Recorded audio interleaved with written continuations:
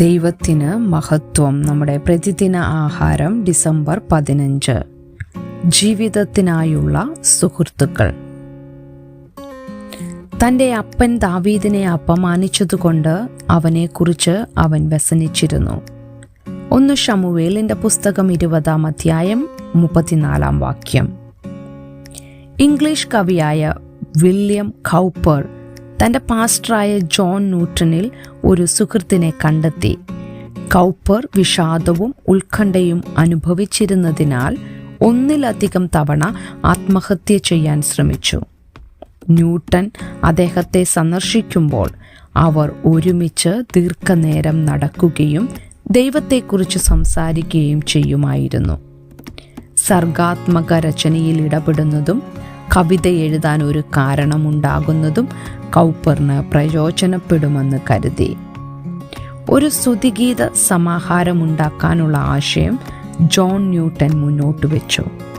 ദൈവം നിഗൂഢമായ രീതിയിൽ നീങ്ങുന്നു എന്നതുൾപ്പെടെ നിരവധി ഗാനങ്ങൾ കൗപ്പർ സംഭാവന ചെയ്തു.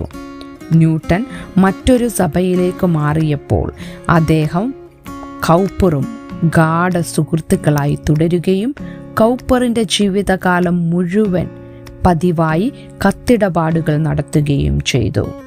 പഴയ നിയമത്തിലെ ദാവീദും യോനാഥാനും തമ്മിലുള്ള സൗഹൃദത്തിലും കൗപ്പറും ന്യൂട്ടനും തമ്മിലുള്ള ശക്തമായ സൗഹൃദത്തിലും സമാനതകൾ ഞാൻ കാണുന്നു.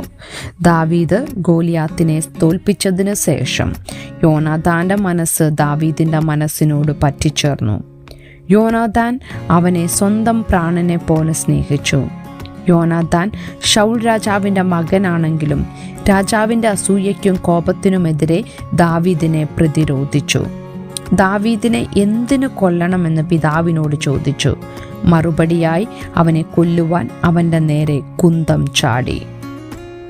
യോനാഥാൻ ആയുധത്തിൻ്റെ മുൻപിൽ നിന്ന് ഒഴിഞ്ഞുമാറി. എങ്കിലും തൻ്റെ സുഹൃത്തിനു നേരെയുള്ള പിതാവിൻ്റെ ഈ ലജ്ജാകരമായ പെരുമാറ്റത്തിൽ ദുഃഖിതനായി. ഇരു സുഹൃത്തുക്കളെ സംബന്ധിച്ചും ദൈവത്തെ സേവിക്കാനും സ്നേഹിക്കാനും അവർ പരസ്പരം പ്രേരിപ്പിച്ചതിനാൽ അവരുടെ ബന്ധം ജീവസുറ്റതായിരുന്നു.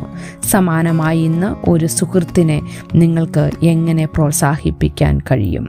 ചിന്തിക്കുക. ക്ഷേമമായിരിക്കാനുള്ള നിങ്ങളുടെ ബോധ്യത്തിൽ സൗഹൃദം എന്തു പങ്കാണ് വഹിക്കുന്നത്? നിങ്ങൾക്ക് എങ്ങനെ ഒരാളോട് ദൈവസ്നേഹം പ്രകടിപ്പിക്കാനും അവരെ കെട്ടിപ്പടുക്കാനും കഴിയും? ദൈവത്തിന് മഹത്വം.